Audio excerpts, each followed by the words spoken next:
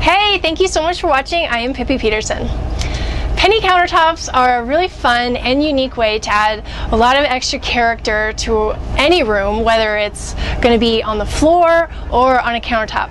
I'm going to do mine on my kitchen countertop, and so far I've got the countertop sanded. I had to remove the laminate that went on top. After doing that, there was like a ton of adhesive, so I had to sand a bunch to get some of that dry adhesive off. So now I've got the surface prepared, the wood part is prepared, and I'm going to use an oil-based primer to sink into the wood and kind of lock off any adhesive that might still be slightly active or sticky, as well as get into the grain of the wood to protect it in the future if any water has a chance to seep through. So that's my first step.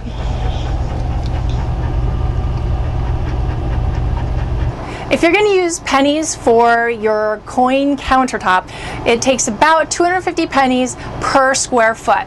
So I estimated I've got between 4 and 5 square feet.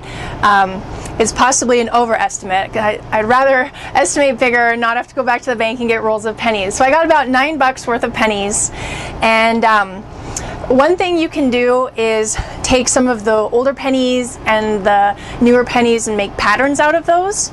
Since a lot of the pennies that the bank gave me are really shiny and new, I was planning to do a pattern like a radiating wave sort of pattern, but since they gave me mostly beautiful shiny pennies, I'm going to use those, as well as I've got a few of these like really awesome like blue, I don't know if that's called oxidized or whatever it's called. I got some of these just cool blue looking pennies, so I'm going to mix those in, and they happen to match my countertop.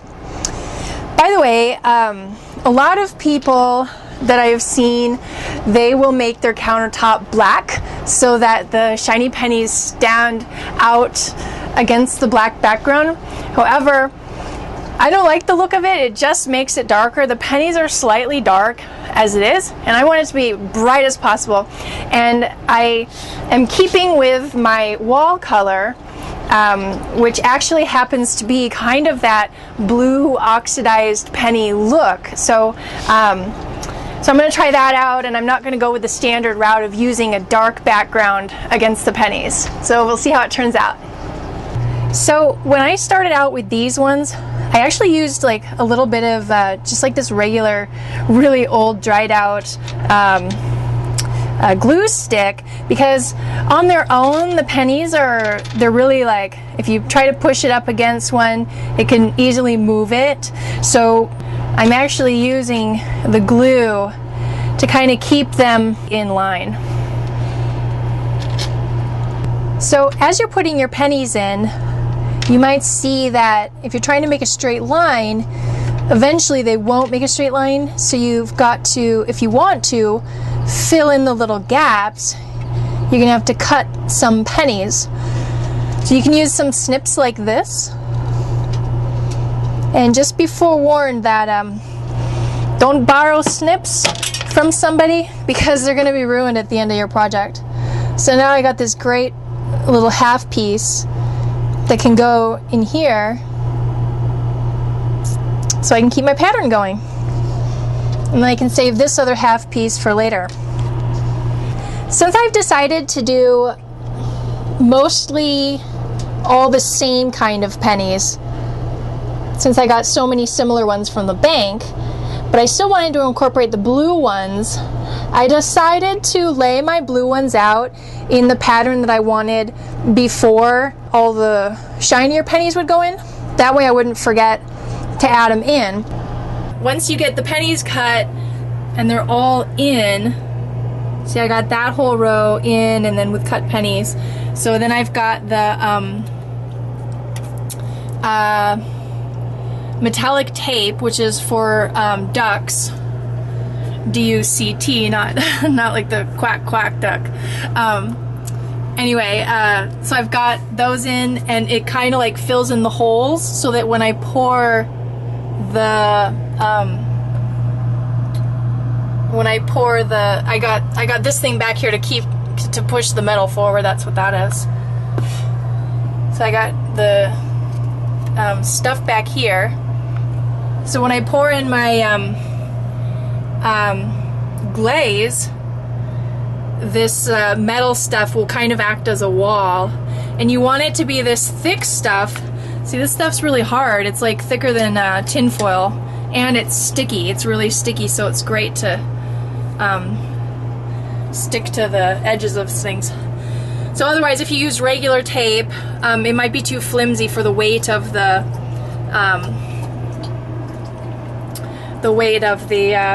glaze.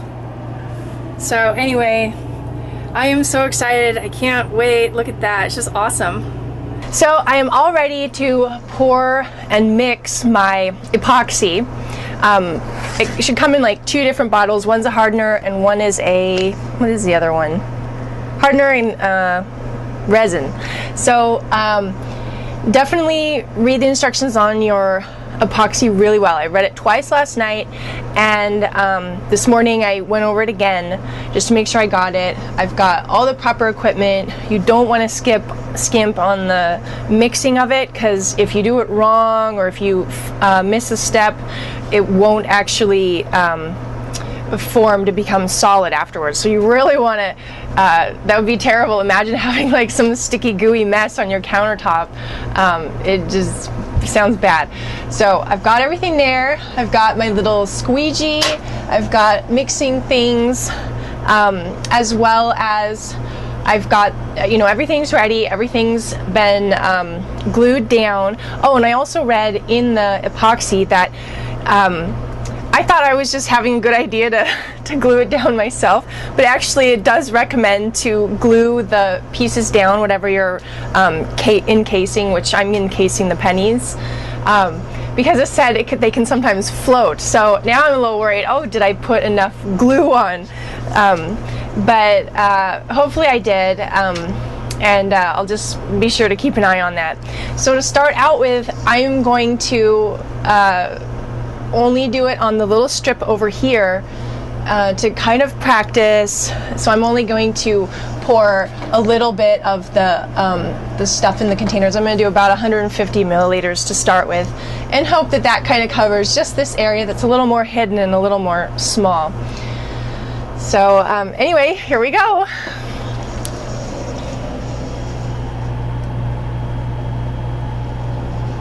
So here we go.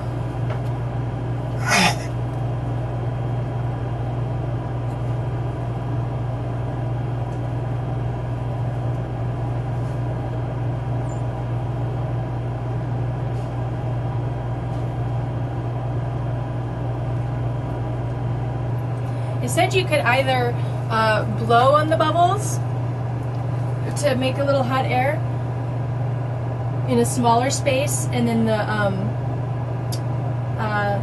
the bubbles will kind of come to the surface.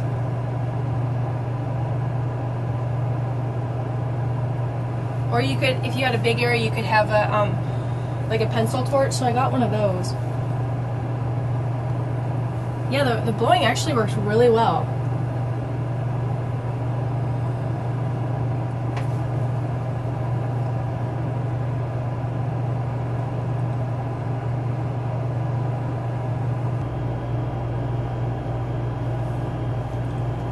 Wow, that is really, really exciting.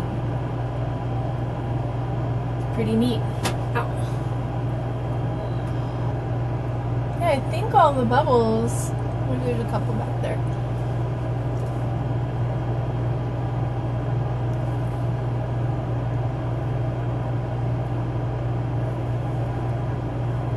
Yeah, the heat really does work well to get the bubbles to come to the surface. I was a little skeptical, like, how easy are you gonna like blow on bubbles and then they come to the surface? But they really do.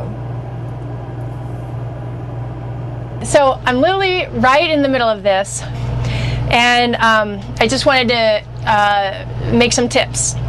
I found that, you can see I had to these are the matches I've got out to start my pencil torch. And at one point, you know, when I was pouring, I saw that the tape was kind of, instead of being, you know, stuck to the counter, it was like rolling over, and all the stuff was going out the back. So I had to like throw out all the matches and then like shove them behind to kind of keep the tape flush against the edge. Also, I thought I had a small area, but it's kind of a big area, and if you're new to this like I am, and this is the size that you're going to be doing, do it in batches for sure. Don't try to do the whole thing at once, especially with all these little sections that I've got. So right now, from here to here is the only section that I don't have the stuff on. And I also found that, you know, I was pouring it, getting some bubbles out. I realized that this is way too big of an area to blow on the bubbles, and I'm putting such a thick application down that it's too much to blow. So I've been using the pencil torch, and the more I use it, the more useful I find it is, because at first I was did a batch, poured it, got the bubbles out, then did another batch, poured it, and by the time that I did the other batch, there was more bubbles on the parts that I had already cleaned the bubbles out of. So the bubbles, they're stuck underneath the pennies, there might be in the glue, so it takes a little bit of time to get all the bubbles out. Let's see. Oh yeah, so kind of wait, you know, don't jump in immediately to your next batch. Give it a little bit of time, because I promise you're going to find more bubbles that just kind of come up on their own. So maybe wait like 5 minutes, you know, or 3 or 4 minutes where you're really just kind of standing there watching for new bubbles. And the pencil torch was great. All you have to do is hold it a little bit above. I've got a flame that's about 1 inch long. It's not blowing really hard, and I just kind of like run it over, and you see all the bubbles, they just go bloop, and then they're gone. So you'll also find a lot of teeny little bubbles along the edges. So be sure that you're not just looking in the center for bubbles, but you're kind of blowing it along the edges. And this is the third batch, and after the first 2 batches, I kind of realized that I just need to kind of, once I'm done, you know, getting it in place, I wasn't going around just looking for bubbles, but I was just kind of going everywhere and around all the, you know, areas where the tape is. So I'm probably going to do one more torch blow through on this area, and then do my last pour. I'm so excited. It's fantastic. I noticed I freaking covered up a bug, so I've got a bug in there. But oh well, I mean, it's part of it. So anyway, back to torching, and it's kind of a scary thing. It's best if you can have 2 people doing it. You got 1 person with a torch, 1 person mixing and pouring. That is perfect. With 1 person, I'm kind of pulling my hair out a little bit, throwing matches all over the ground, you know, mixing here, and wondering if I need to get the torch out again while I'm mixing, and so it's a little crazy, and that's why also I haven't had the camera on the entire time, because it's crazy. So anyway, I'm going to kind of hurry and get right back to it. Well, I finished all of the pouring on my countertop, and I let it sit for well over the amount of time that it recommended. It said let it sit, takes about 8 hours to cure. I let mine sit for like 2 days just to be on the safe side, and then after that I pulled off all of the taping around the edges. And I did find that, just like if you have a glass of water and then you look at it right on, you'll see that the water is flat, and then right at the edges it curls up a little bit. I think that's called like a meniscus or something. That actually happened with the countertop as well. So how I removed that, and I wanted to remove it because when I put my hand down on it, it was actually very sharp. So I just took a razor blade and I slowly went along the edges and just shaved off a teeny little bit. The great part about that, though, is it did create that same effect around the faucet holes. So, and I left those, I didn't shave those ones off, because when the faucet goes on, if any water happens to go underneath there, there's that edge that's curled up underneath the faucet to prevent any water dripping down into the shelving below. So I kept it there and then shaved it off on the other parts where anybody would be likely to touch it. So anyway, I just absolutely love it. I highly recommend it for anybody that's feeling creative. You don't just have to do pennies, you can do other coins, or you can do photographs, or seashells, or any kind of thing you can think of. So I'm really glad I got the opportunity to try it out, and I think I'm going to definitely use it in the future again sometime for something. We'll see. So if you do try it out, I'd love to hear how it goes and see pictures. If you want to upload pictures, you can go to my website at pennies.com and to the RV Living section, and in the appropriate post you can actually post pictures and talk about your renovations. So I'd love to see them there, and until next time, subscribe to my channel for more upcoming videos, and keep following your highest excitement.